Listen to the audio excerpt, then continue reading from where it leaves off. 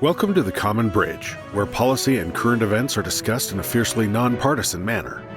The host, Richard Helppie, is a philanthropist, entrepreneur, and political analyst who has over 1 million listeners around the world. The Common Bridge is available on Substack.com and draws guests and audiences across the political spectrum. And welcome to the Common Bridge. I'm Brian Kruger, the producer of the show, and today we have an interesting interview that was recorded 2 weeks ago. Richard invited his friend, Dr. Richard Enos, a professor emeritus of rhetoric and composition at Texas Christian University and an associate dean for academic affairs at Carnegie Mellon, among other impressive positions, to talk about societal collapse in antiquity, and more specifically in ancient Greece and Athens. Now, Dr. Enos currently has a column in this month's Common Bridge newsletter, The Interval, and you can see that by subscribing to the Common Bridge on Substack. Now, I'm putting this all into context because on the day this was recorded 2 weeks ago, Vladimir Putin had invaded the Ukraine. So Rich starts this conversation with those events unfolding at that time. So we join Rich and Dr. Enos in conversation. Welcome to the Common Bridge. I'm sure as we go through this very difficult period in history, we have to wonder, has this ever happened before? Today, our guest, Dr. Richard Leo Enos, is going to explain some things to us from the ancient world. Dr. Enos, are there parallels between what's happening in the world today and at other times in history?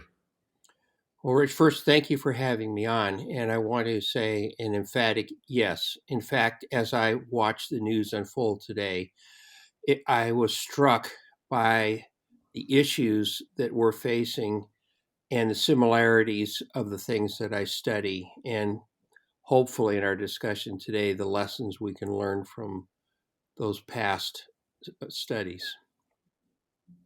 Well, let's get into that and some of your past studies. Now, our audience likes to know a little bit about our guests on the show. So tell us, where did you grow up and what were your early days like? And you've got a very deep academic background. Your entire bio is on our website, richardhelppie.com, and at the Common Bridge on Substack. So please, listeners, viewers, readers, join us there. But tell us a little bit. You grew up in the Bay Area of California, I believe. Yes, I did, Rich. I grew up in Oakland, California, and inside Oakland, there is an Italian district called the Temescal district. My grandparents came from Italy at the turn of the 20th century, and the Northern Italians settled in that area. And I grew up with my parents and grandmother in her house. We were a working family. My father was a welder. In fact, I was the first one ever to go to college in our family. And I was brought up in a very strict Roman Catholic religion, but at the same time, I also learned from, especially my mother. My father passed when he was very young. An appreciation for all different religions and an understanding of different ways to use religion to help us.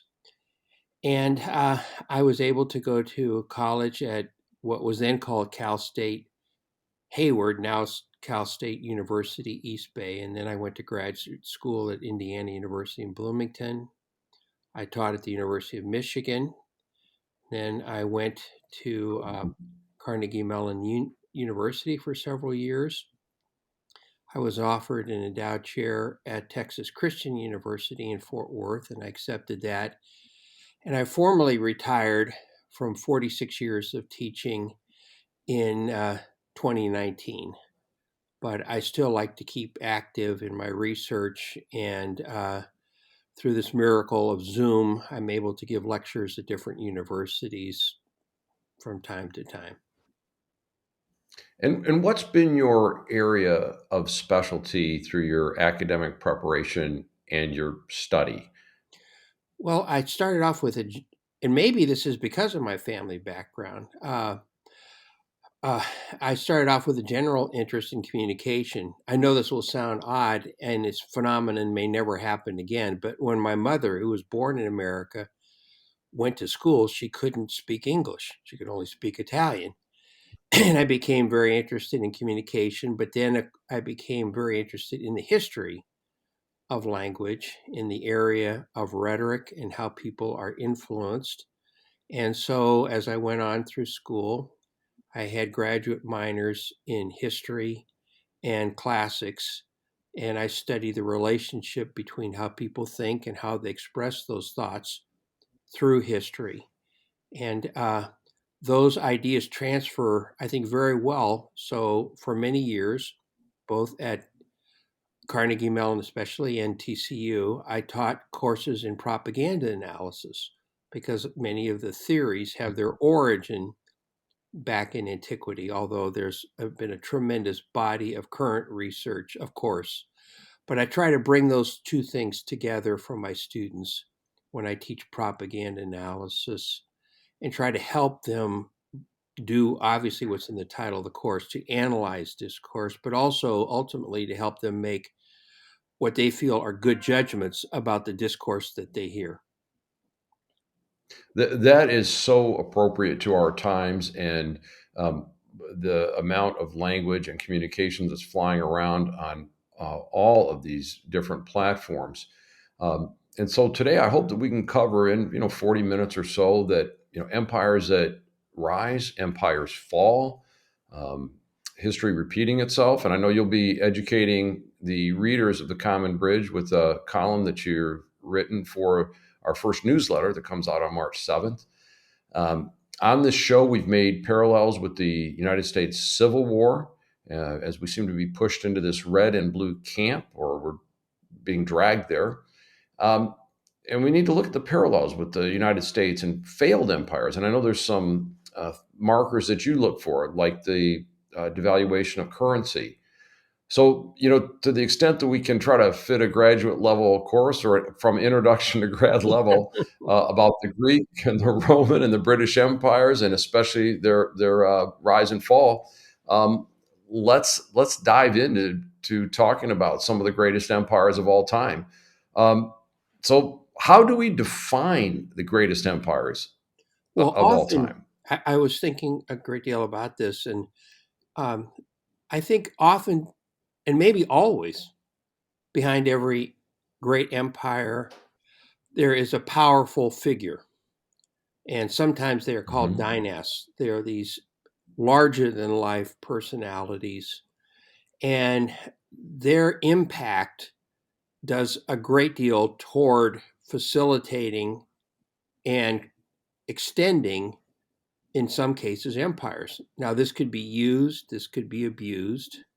We all know that individuals such as Adolf Hitler was a very powerful individual, and in fact, even formally in Germany, as I tell my students, the power that he received to become the Fuhrer, which meant he was both in charge as the equivalent of a prime minister and in charge of all the military, was freely given by the Germans. He didn't take it. It wasn't forced upon. But that illustrates the the dynamics of his capacity.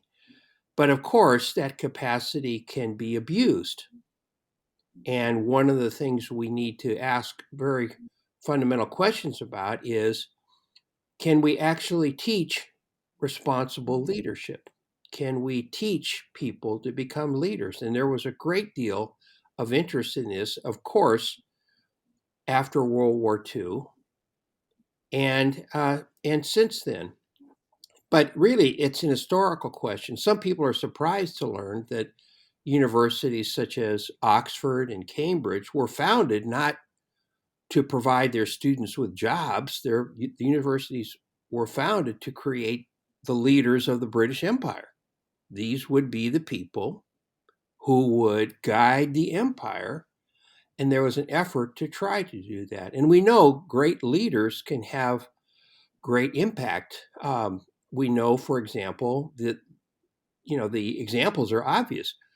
Winston Churchill could unite a people against tyranny. Martin Luther King Jr.